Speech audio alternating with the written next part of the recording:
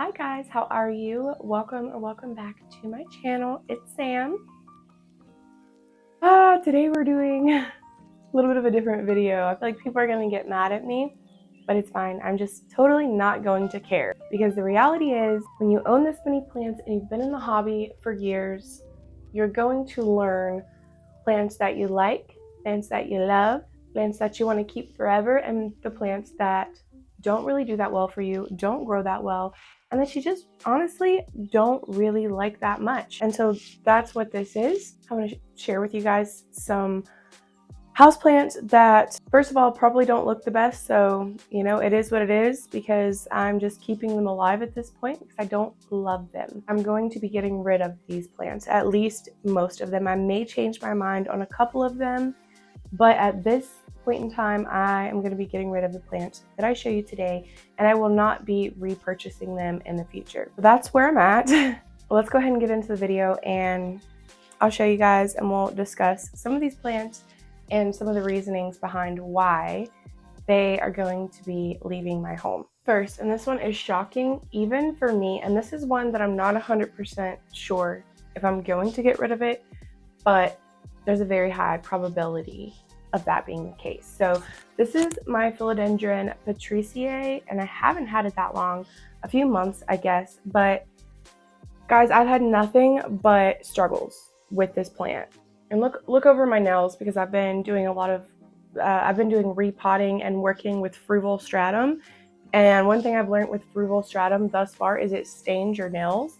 It's not just like dirt where you can kind of clean it out. It actually stained underneath my nails and I can't get it out. So just look over that. I'm not crusty, I swear. Moving on. Anyways, my Philodendron patriciae. This was a plant that's been on my wish list for quite a long time. It's pretty expensive. It's definitely considered a collector plant. I wanted it because when you see them online, they're so beautiful, and I love strappy aroids. So I was very excited to get this plant. Almost immediately, this plant did not do well for me. It lost most of its leaves. It's holding on to one original leaf, just one, and it's this one, I believe. I've moved it several different places. I initially had it in my grow cabinet, hated it in there. The leaves just kept getting like brown spots and such. I don't think it likes super high humidity, but I don't know, it could be a me problem. It finally, after many, many months, gave me its first new leaf. Mind you, it killed off one or two new leaves that it was trying to push out, just completely killed them off before they even came out. So it finally gave me this new leaf and I was seeing the light. I seen a glimmer of hope, and I was very excited. But if you can see, it doesn't look great. The plant just doesn't look great. I just watered it. It's like thirsty every single day. I don't know. I'm not seeing any new signs of another new leaf. Like I said, it just continues to lose leaves. And whenever I looked up some information about the patriciae online, I actually see quite a few other planty parents struggling with this exact plant and having kind of the same issues. So I don't know if it's worth it to me, worth the heartbreak of losing it and watching it continue to decline. So though I love this plant, I find it beautiful and I would love to have a healthy patriciae in my collection, I don't think it's going to work out with this one. And so at this point, I feel like I'm probably just going to give it away and see if maybe somebody else can do a little bit better with it. So this is number one, and it's probably the one that I'm most sad about out of all of these. So again, I haven't had this plant a super long time. This is a Medrium silver. I got it, it had this leaf, and I think one more down here, which it's lost. I got this on a whim. It was 25 bucks at Euphorbia. And so I picked it up. I thought it was so beautiful. And then I did my research after the fact and realized that this is a plant that only is going to look well with a lot of maintenance and upkeep. You have to keep it on a trellis or a pole of some sort, or it's going to get extremely leggy. It's going to put out janky leaves. It's going to screw them all up. So I immediately put it on a trellis. I put it in this cute little footed planter I got, and I was really excited to grow it. And it took a little while, but it put out a new leaf, and it was this one. And I was like, hey, that leaf looks pretty good for the first new leaf in my care. It's got all the fenestrations. Awesome. And then quickly it starts shooting out a vine, and it puts off this leaf right here. And you can see we've already reached the top. So the petioles on this get really long anyways, even on a trellis. That's my issue. Like, I don't think that I'm going to be able to keep up with support for this plant just based off of the way that it grows to keep it looking nice. So it immediately started shooting off this runner, and you can see all of the space there between the foliage. And then it's put off 2 more leaves. So it is growing quite fast in my cabinet, but look at these, both of these. Both of these just look like they're still unfurling, because this is what the plant looks like when the new leaves are unfurling, and they just can't unfurl all the way because it doesn't have anything to grab a hold of. So I just don't think this plant is for me. Where I'm at in my plant collecting journey, I really need more easy, sustainable, more self-sufficient houseplants, I guess you could say. This one I think just doesn't quite mean enough to me to keep it around and like have to continuously be chopping it and propagating it and putting it back in the pot and swapping out trellises and poles, and I just don't have it in me. So I do think I'm probably going to get rid of the Emedrium silver. As pretty as she is, they're just a little bit hard to contain, you know? So anyways, it's cute. I like it. I love how funky the leaf shape is and everything, but I just don't think she's for me. And this one looks awful and it is thirsty, so look over it. I literally cannot keep this one watered enough to keep it happy. And that's going to be an ongoing, like, running theme here. A lot of these plants look very thirsty and unhappy because they are, because I've just been basically keeping them alive. I've been doing enough to keep them alive and that's it. And so they're not dying, but they're also not thriving. And I just don't see the point of keeping them around to stress me out and worry about and have to, you know, see them be miserable and unhappy in my collection. It's not fun for me. So this is another philodendron that looked beautiful at one point a couple of years ago. It looked beautiful for the longest time, and then it just went out of heck. This is Philodendron lynnhannoniae, I think, lynnhannoniae, right? And you can see she's thirsty. She's thirsty. I mean, she pretty much always looks like this. I guess what I should do is take it out of the moss and pot it up in soil in a bigger pot and like stake it up, and it would probably come back. But I honestly just don't care enough about this plant to do that. And so it's not really fair for me to keep it. This one's really cool because it is a beautiful plant. It gets these massive, massive leaves. It's not really strappy, but you know, it has, yeah, it just has the long leaves. It's very different in terms of philodendron leaf shape. And I do love the shape. But I have the philodendron campii, and it's doing fantastic. I showed that in my latest update video, and it has a very similar look to it, but even better. The campii's leaves are very long, but they also have a texture to them, like a ripple. And the way that it stands, it's just gorgeous. And I much prefer that philodendron over this one. So this one has got to go as well. Sorry. All right, I have a Hoya. And this is Hoya shepherdii. Is it shepherdii? And I've had this one for several years, you guys, like 4 or 5 years, and it's basically looked the same. It's put off some new growth, don't get me wrong, but it's never flowered. It doesn't, what is that? Ew, I'm been seeing all kinds of funky stuff. I don't even know. It doesn't grow quickly enough for me to really love it. It kills off a lot of its old leaves and vines, and I get a ton of these like woody, dried out stems. This just continues to happen. I've plucked a ton of them off and thrown them away already. Every single vine on this plant does this.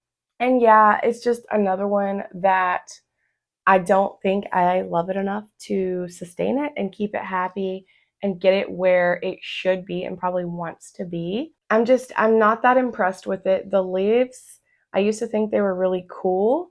I got this because I wanted a Linares, is why. I actually thought that it was a Linares when I first picked it up. That's embarrassing. But yeah, I much prefer Hoya Linares, or I have many other types of Hoyas with this like narrow leaf shape that I would prefer over the shepherdii. So yeah, I'm probably definitely going to go ahead and get rid of this one. As cute as it actually looks in this little candy stripe pink planter, I just don't think she's for me. I don't like the fact that all of the vines and stuff are just constantly, crisping up like that. And it's not progressing. And I've had it for many years. So I'm over it. It is what it is. Sorry about it. Okay. This is my Monstera Peru. I'm kind of sad about this one also, but you know, every time I see one of these that look good, like a good size one that's really lush and full, I fall in love. I want to pick them up every time I see one because they're just so nice when they look like that. But this is a plant that I find really difficult to keep lush and like pretty. It's always a mess. I've removed tons of vines because the vines just grow and grow and grow and grow, super like scraggly and all over the place, and it's just a mess. The leaves aren't really sizing up. It's growing, don't get me wrong, but it just gets so leggy and the leaves aren't getting any bigger. And I've chopped it and I can't get really hardly any new growth to come in to fill in the pot. I've had it on multiple different trellises and it just doesn't work. It's too much. This is one that's just way too viney for me. It's viney, but it doesn't look good as a vining plant or a trelling plant. So that's the issue I have with it. And it grows so fast, which normally wouldn't be an issue, right? That would be a plus, a positive, but it grows so fast that I just cannot keep up with it and keep it contained. And it's like growing and wrapping around all of my other plants and my plant stands, getting stuck in between shelves, and it's just a mess. So the Monstera Peru, it's a beautiful plant. Like I said, I really do like the look of this plant when it's just lush and full. And if I could keep it lush and just kind of like more compact in the pot, I definitely would keep this plant. But because that just feels impossible, um, I think she's got to go. And this little heart trellis was so cute in here when I initially put it in and like strapped the vines to it. It was adorable, but it didn't last very long at all. And I just don't think it looks that good. It's not bringing me any joy. It's more of a pain in my butt than it's worth to me. So Monstera Peru is going to have to find a new home because it ain't me. It ain't me, girl. Philodendron paraiso verde. I bought 2 of these suckers before I realized that their variegation on the paraiso verde is completely and totally temperature dependent. So I'm aware that a lot of variegation depends on lighting, which totally fine with, no big deal. I was not aware that this plant is totally temperature and light dependent. So I can do the light, I can provide the lighting. I can't provide like the temperature. I mean, I could get a heat mat, which is basically what you have to do for this plant, unless you live in an extremely tropical climate. I would need to purchase a heat pack to get the variegation back. I initially got a baby one. It grew really fast, but the first new leaf it gave me, there wasn't a speck of variegation on it. I'm like, why would it revert that quickly? I never seen variegation on that plant with any of the new growth in my home. I ended up getting another one. I thought it just reverted on me. I got a cutting of a mature one. I'm like, well, maybe it's because it's a baby. And it was like the leaf was like this long and it had a growth point and it wasn't rooted. So I got it. It was beautiful. I rooted it up and it pushed out the new leaf and it was all green. I'm not talking like just a little bit of variegation. No, all green. It did not even look like the same plant. And so this is actually the cutting. This is the one from the cutting that I got.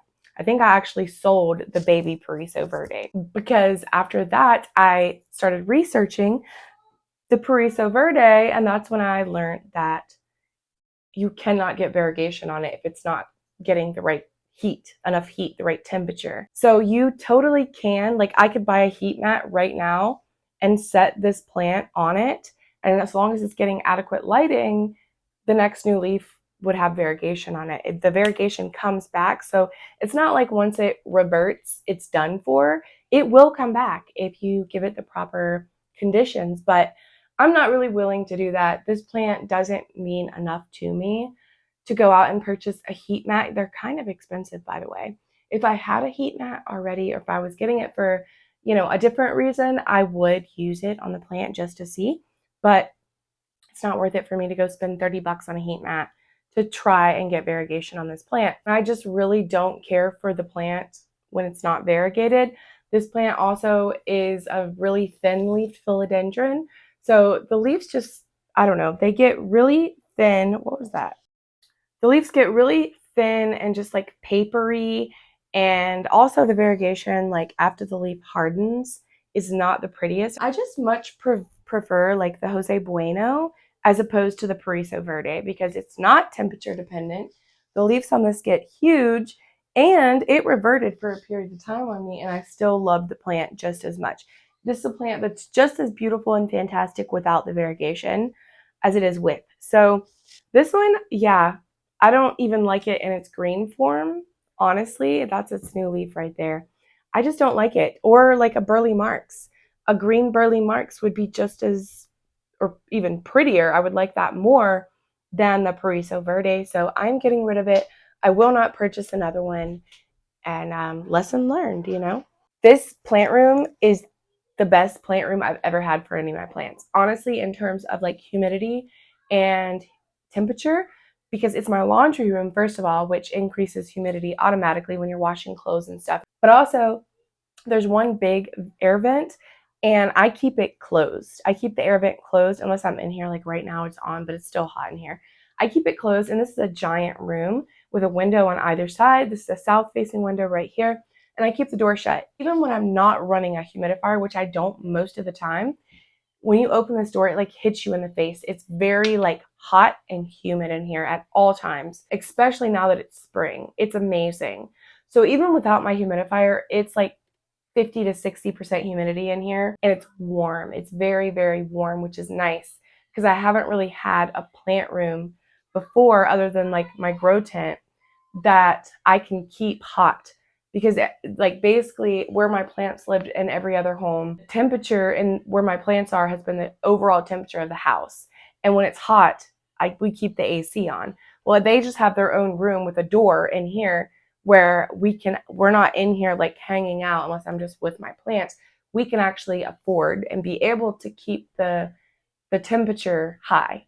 So it's like 75 degrees in here, 60% humidity, and that's a beautiful thing. Anyways, if a plant can't survive or thrive in these conditions, it's kind of got to go, because these are ideal, like awesome growing conditions for these plants. So there is quite a few philodendron. I've definitely veered away from philodendron over the last year. So it's basically like the philodendron that I've had for years that are still with me and that are still doing well and that I still love are here to stay. Otherwise, I'm not really purchasing new philodendron at this point. I'm kind of like expanding and moving on to other types of plants. So this one does make me sad though. This is Philodendron adabobae, and look how awful it looks. I've needed to do something with this plant for a long time now, and I can't keep up with the watering with moss. I'm having such an issue with plants that are in moss and keeping them hydrated. But this one, I've restarted it a couple times. I've had this one since like 2019. I've had this one as well. And it was like one of my first more uncommon philodendrons that I ever got. It's just, I've struggled with it a lot because I can't give it the attention it needs. It's always growing. Its stems all crazy and wonky. When it's healthy and happy, like for many years, this was a really beautiful plant in my collection. It was one that I took a lot of pride in, but I'm just over it. I don't know. I'm over a lot of the climbing philodendron. I really am. There's many that I love, but there's many that I'm over because it's just hard to keep up with them and keep them, like you either have to constantly be chopping them and propagating, and like replanting back in the pot, because then they're going to get leggy at the base, or you have to like be able to extend the moss pole forever. And so I think the time has come. Look at that little tiny one. Then yeah, the leaves are going to do this. If you can't keep it climbing something, if you can't keep moss pole extensions going and going and going, or keep cutting it, the leaves are going to do this. And it's just so bratty. Okay, it's so bratty. I don't have the time or the patience to deal with it. The leaves on this plant at one time were, I mean, massive. It was incredible. And I look back at that and it makes me quite sad. It makes me feel pretty guilty, not gonna lie. But I just don't have it in me anymore. Again, I might take a cutting of this and try to start over. And the rest of it's going in the trash. I'm sorry, it is. I'm done with it. I'm absolutely fed up with this plant. It looks like ass. I'm gonna get rid of my adabobae, y'all. I can't believe it. I loved it, and then I've just slowly fallen out of love with it, and it just stresses me out at this point, seeing it like this all the time. It's how these type of philodendrons grow. So adabobae is leaving, and I can't believe I'm saying that. That's wild to me. This plant is not quite as sentimental to me, so it doesn't like hurt as much. I picked this up at Home Depot, I don't know, a year or two ago for $12.98, still in its original pot. And it's labeled as Philodendron Imperial Red. Now, if you know me, you know I really like dark foliage philodendrons. Like my Dark Lord, I love that plant. It's doing phenomenal. It's one of my favorite philodendrons at this point in time. I just love a good dark leaf. This is one that, again, I've just been keeping alive. It wants to go, but it won't go. It's pushing out another leaf. I'm like, how? It's lost all of its other leaves. They continue doing this. Like I said, 90% of these plants, it just comes down to me not taking proper care of them because I don't love them like I should, you know, and it just is causing me more stress and a headache than it's worth. So why keep a hold of them when I have all these other brilliant plants that I love so much and I enjoy taking care of? I wouldn't say I'm downsizing that's not the goal. Wasn't to downsize my collection necessarily. It's just to get rid of the plants that are not serving me and that are not serving my collection, and that's just stressing me out pretty much and causing me, like, you know, anxiety. So this one is gonna go. I have my Philodendron Dark Lord. I have many other plants that offer kind of like what this one does. And so I don't see the point in keeping it. So I am finally going to get rid of this Philodendron Imperial Red. Okay, this one is a little bit like wishy-washy because I have two. I'm keeping one and I'm getting rid of the other, but I will not be buying any more Pink Princess philodendrons, which is crazy because I now am seeing 8-inch pots of these gorgeously variegated Pink Princesses in Walmart and Lowe's for 20 bucks. Yeah, but I don't want to buy them because I have had so many Pink Princesses and they're finicky. They really are. And they're hard to keep beautiful. So this one has basically completely reverted. It used to be beautiful. All the leaves, I don't like them when they revert. I don't like this muddy poop brown red color. It's not cute. I don't like it. I don't like the looks of this. And with Pink Princess, the leaves get stuck all the time. All the time. They're constantly getting stuck and mangling themselves up and just looking icky and muddy. And I just don't like them anymore. I used to love them. Don't like them anymore. So this one I 100% am getting rid of. This is the exception. I believe this is my one from Indonesia.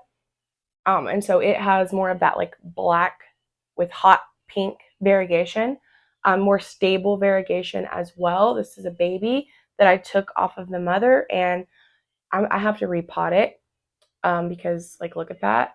This is living in my grow cabinet and it's doing great. Thank goodness. Like, it's growing really well.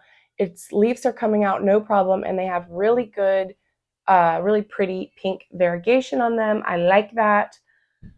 Yeah, this one is putting on another leaf right here. See how it's doing like the inchworm though?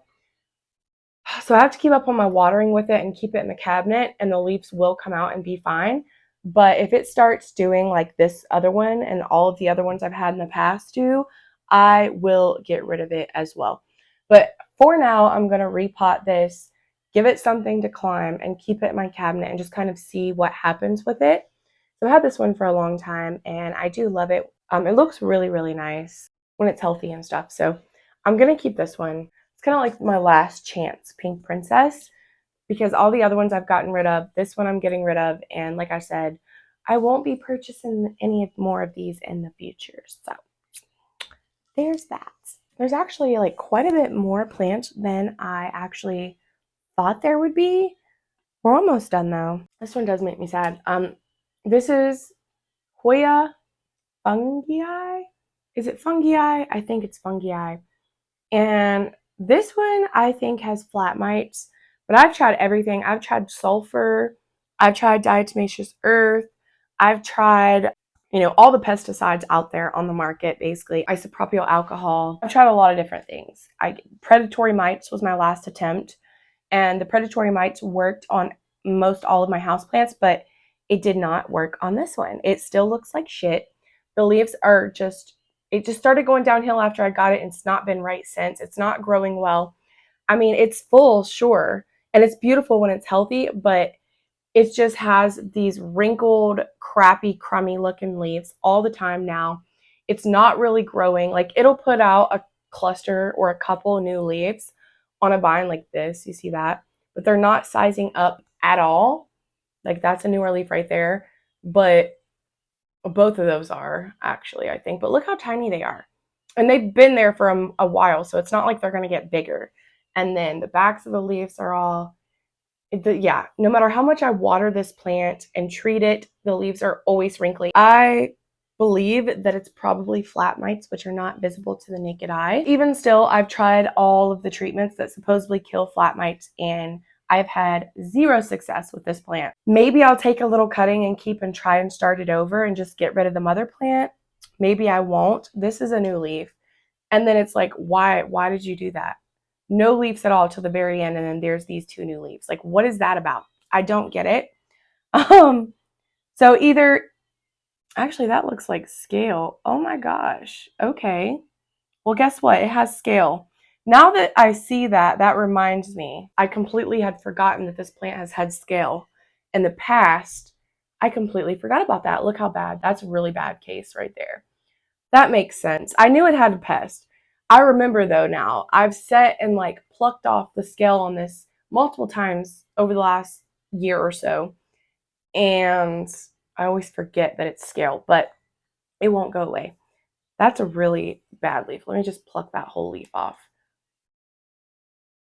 That's all scale bug. All of that. Okay, we just discovered something together. I think I might take a cutting of one of these newer vines of new leaves, or a couple cuttings, and put in moss or water. I'll treat them just in case, and then throw the rest of the plant away, because I'm not going to give scale away. Because I can tell you right now, I've treated it so many times, and it just keeps coming back. And then I assume I think it has flat mites as well. I don't know, but such a shame, because this is really a gorgeous Hoya. It's a fast grower. It's an easy Hoya. It's a great Hoya to grow. It really, really is. But I just can't get it. I can't get it happy. So it's got to go, unfortunately. I need to keep that away from the rest of my Hoya, because that's the last thing I need. All right, guys, that's it. I think there might be a couple that I'm missing. I don't know, but I think that's all of them. Oh wait, I found another pink princess. Wait. Shit. Oh my gosh. This one's been sitting on the back of a shelf, you poor thing. Look at that, you guys. You guys cannot judge me. Don't judge me, because I have so many plants that look so good right now. But this just happens. If I find myself doing this, letting this happen, it's time to get rid of the plant. I don't need the plant, because obviously I don't care enough about it to take care of it. I'm sorry, buddy. This one had pretty nice variegation too at one point, but I screwed that up. I'm going to have to do something with that. Ugh. Getting rid of that one too, I think, because it looks like garbage. Okay. Anyways, yeah, hopefully nobody gets mad at me. It is what it is. I think this is a normal part of plant collecting.